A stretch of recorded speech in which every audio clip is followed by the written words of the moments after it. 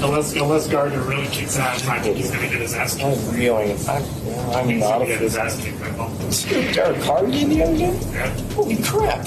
Wow, I can't even believe that I am having to talk about this right now. Raiders beat reporters have been caught dissing the quarterback Gardner Minshew via hot mic at the most recent press conference. Who knows if these people are going to be allowed back in? I'm sure head coach Antonio Pierce is not too happy about this. And look, based on the Raiders' last L against the LA Chargers, Gardner Minshew, the quarterback, has taken a lot of heat. Part of the reason is because he was in a quarterback competition with Aiden O'Connell, the second-year guy who started some games for the Raiders in 2023. So there was already a shadow of doubt under his leadership as the quarterback. During the game, turnovers were a big issue, especially this viral play where Gardner Minshew threw the ball backwards, leading to a fumble, allowing the Chargers to get in great field position. And head coach Antonio Pierce, after the game, primarily blamed the offense, blamed their inability to score points with good field position, and also criticized the fact that they had turnovers. In my opinion, most of the heat should be directed at coaching, both the decision-making of head coach Antonio Pierce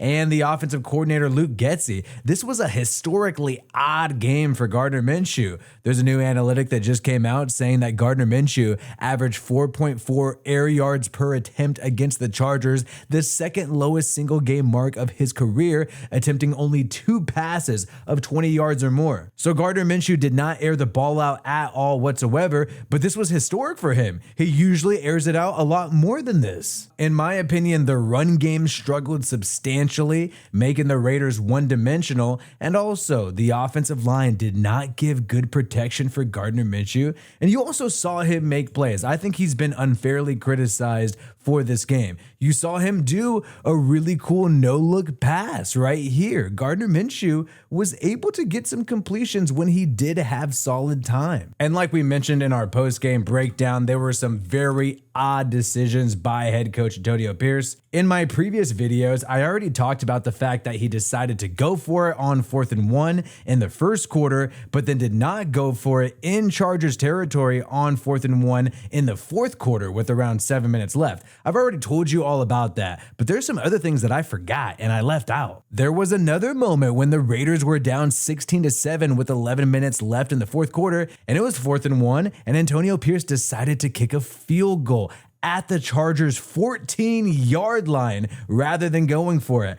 I forgot about that in my last video. But during my live stream, I was scratching my head thinking about this. And also before halftime, I thought Antonio Pierce was very conservative. He had all 3 timeouts, and I was absolutely shocked when he just ran the football and went into halftime, went into the locker room, didn't even try to throw a couple plays, call a few timeouts, get into field goal range before halftime. Just said, no, we're cool with being up by 1 point against the Chargers. The Raiders are playing the Ravens this upcoming week. Everybody is expecting them to lose. Obviously, the Ravens look like AFC contenders, while the Raiders look like they're going through a transitional phase. To put it lightly and charitably, I'm being very nice right now. But here's the thing about Gardner Minshew. He actually beat the Baltimore Ravens last year when he took over for the injured Anthony Richardson with the Indianapolis Colts. So this guy has proven that he could do it as the quarterback, yet it seems like he's the one getting all the criticism here for the Raiders' offensive struggles. You actually had John Harbaugh, the head coach of the Baltimore Ravens, of course, compliment Gardner Minshew, saying that we have all of the respect in the world for him. He knows that this guy caught him slipping last year. He doesn't want to see him do it again. And that brings us to the point of the video, the hot mic, the beat reporters talking trash on it seems to be specifically Gardner Minshew and how he's going to do in this upcoming game. Yeah? Unless Gardner really kicks ass, I think he's going to get his ass kicked. Oh, really? I'm not Get his ass kicked by Buffalo. not a fan. Not a fan, but I just want them to win, so I guess he can help them win. I mean, shit. In that first part, they're talking about how Gardner Minshew's going to get his ass kicked in Baltimore. And it sounded like one of them said, I'm not a fan. I'm not a fan. But to be fair, it also sounded like one of them said, I hope they win. So obviously they at least hope the Raiders win. But literally right when the guy's about to take the podium, you're saying this kind of stuff about him. That's not too professional and kind of messed up. And for some reason afterwards, they start talking about Derek Carr. I mean, shit. Like, see Derek Carr again the other day? Yeah. Holy crap. I didn't like Carr at all. The problem for Carr here, and you could see it happening, is that all that shit was getting starts fucking off, overthrowing. Oh, God, it's terrible. He was just a mess. I am personally not able to tell what they're saying right here. You guys let me know in the comments below. I somewhat thought I heard them say Derek Carr overthrows balls. Something about Derek Carr's performance in some game. It did not sound like they were referencing the recent game against the Carolina Panthers. But this is quite relevant because Derek Carr is on the mind of a lot of Raiders fans right now. Now, like I said before, I don't think the number one problem with the Raiders offense is just the quarterback position, but obviously they would be better off if they had kept Derek Carr. And a lot of Raiders fans who do not like Carr are saying that he just got lucky just this past week against the Carolina Panthers. Now, everybody's expecting the Raiders to lose this game against the Ravens. I'm a big time Raiders fan, but I gotta admit that because I keep it real. I'm not gonna just act delusional. Obviously, I hope the Raiders win,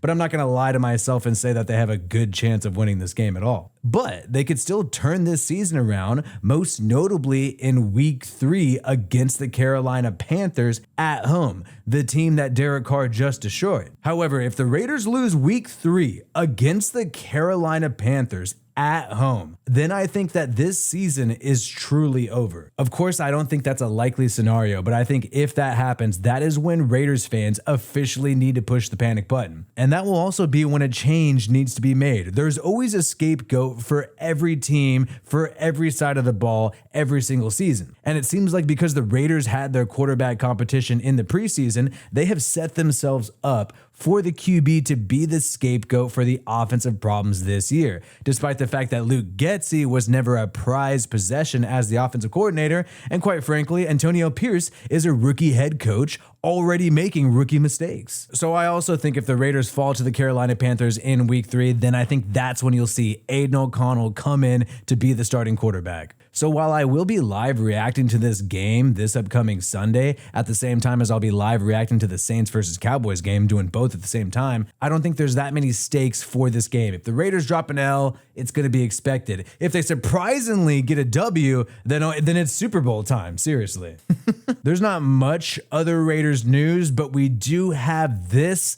Looks like an IG model posting a thirst trap pic at SoFi Stadium, but we got a Raiders fan, we got a Raiders uncle who somebody needs to get control of. So this woman is posing right here, trying to get some likes, trying to get some comments. You know what? Go ahead and hustle. Nothing wrong with that. But you got this guy here pretending to smack her booty, caught red-handed. Who is this Raiders fan? We need to tell Mr. Horndog to chill out when he's out and about at Raiders games. You even have comments saying, can't blame the guy. Come on, we're already starting fights at games.